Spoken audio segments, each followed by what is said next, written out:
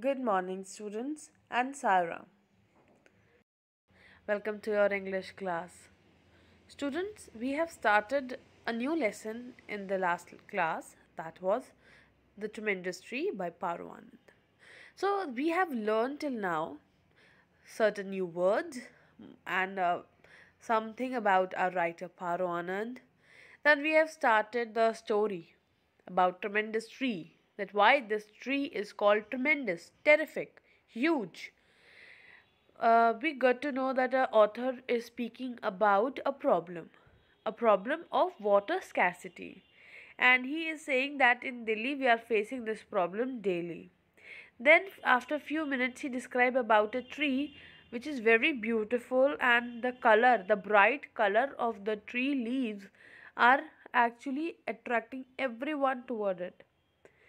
Now we got to know that everyone was facing a problem, and they are saying that slowly and slowly they have become habitual to this, and now they have made their habit to have to put their bucket under the tap at 4 a.m. in the morning, and they just wait to let the bucket fill properly. Now they are not fighting for this, they are not protesting for this.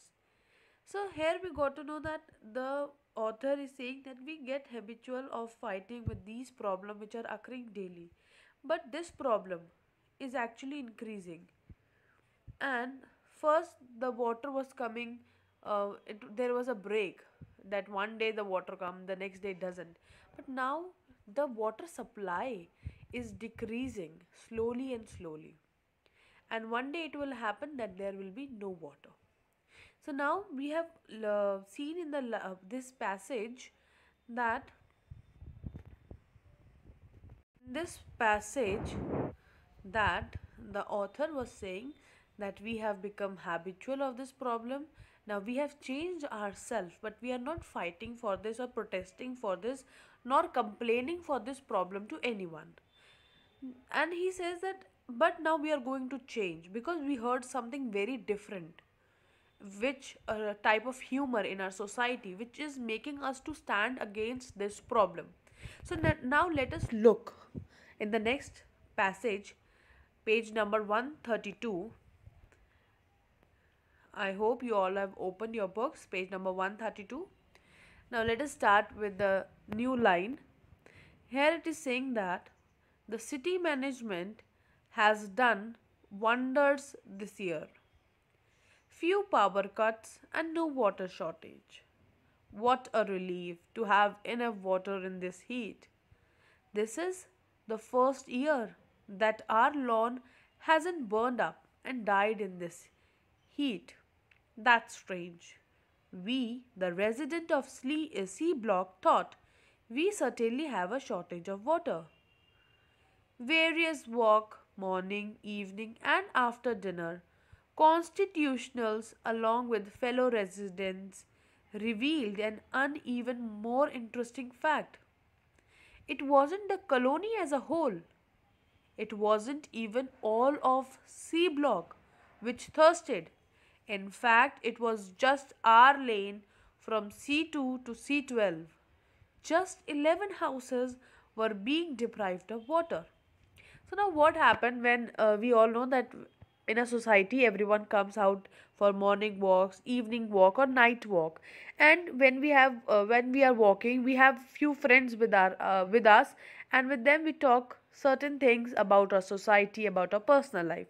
So here they says that we heard a rumor in the last passage. What we have seen that they said that it was a rumor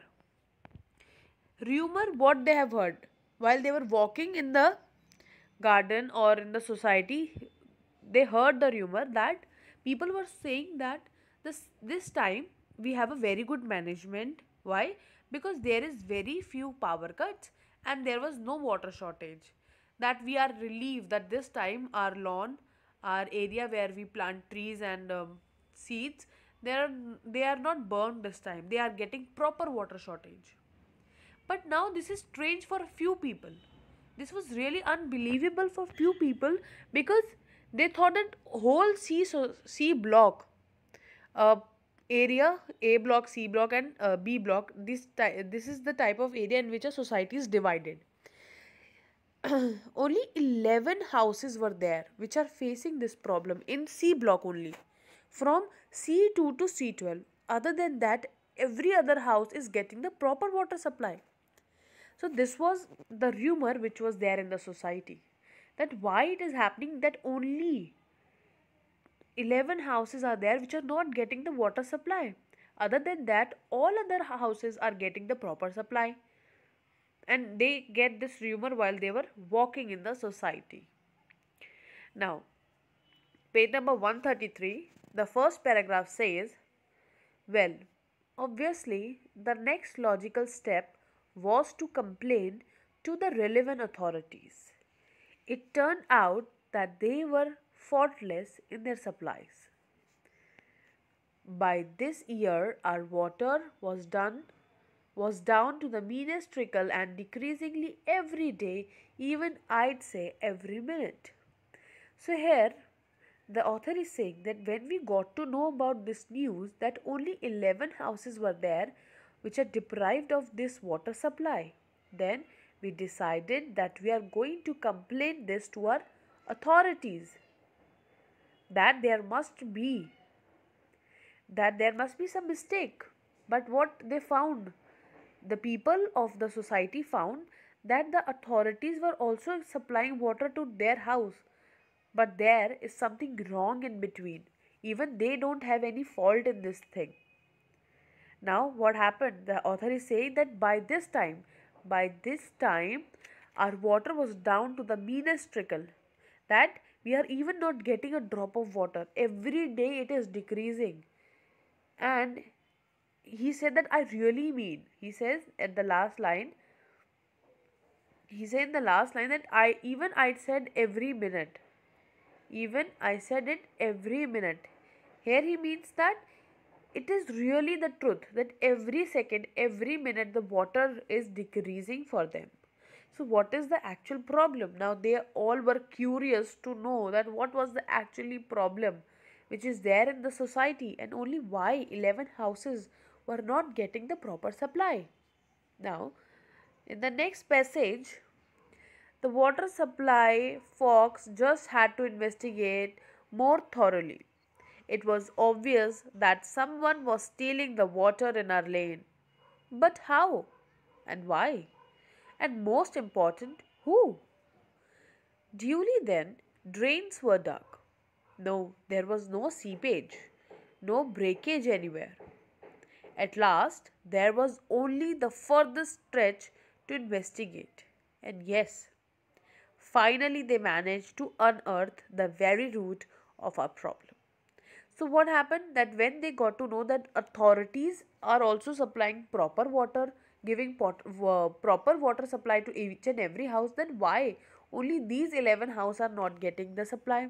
Then what they did, they call the water supply folks, the laborers which are working there, and they decided that they will investigate this more deeply. Now that everyone was thinking that there is now, exactly, if we are thinking it right, there must be someone who is stealing the water from our lane. So they decided, they have many questions in their mind. They said, who might do this, how and why they are doing this, but most importantly, who is the person who is doing this? Then what happened, they started digging the drains. They found that there was no seepage and breakage in the water line.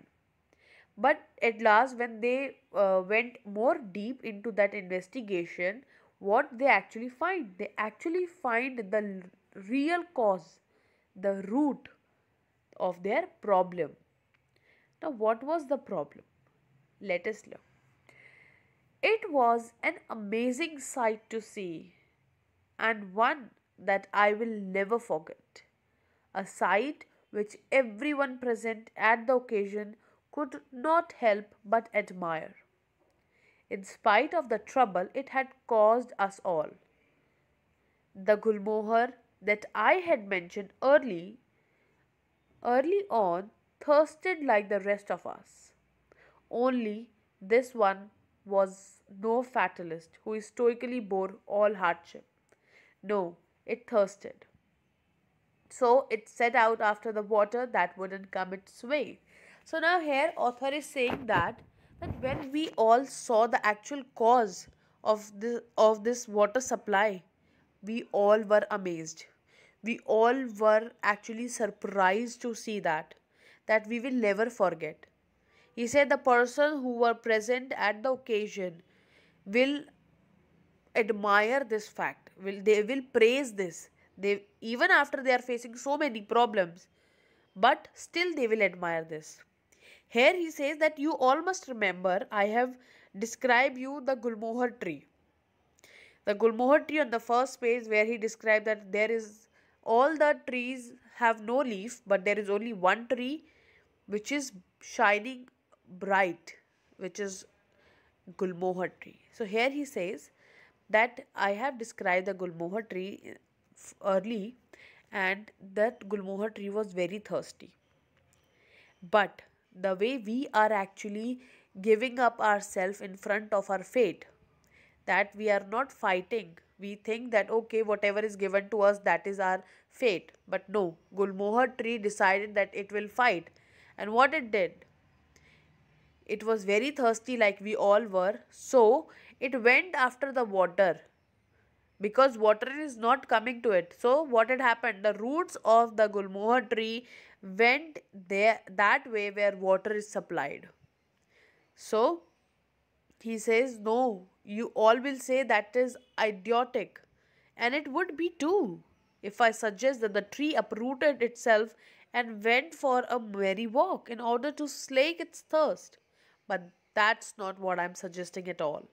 Obviously, the tree couldn't. So here the author is saying that you all will say that I am speaking something very foolish. But it is true.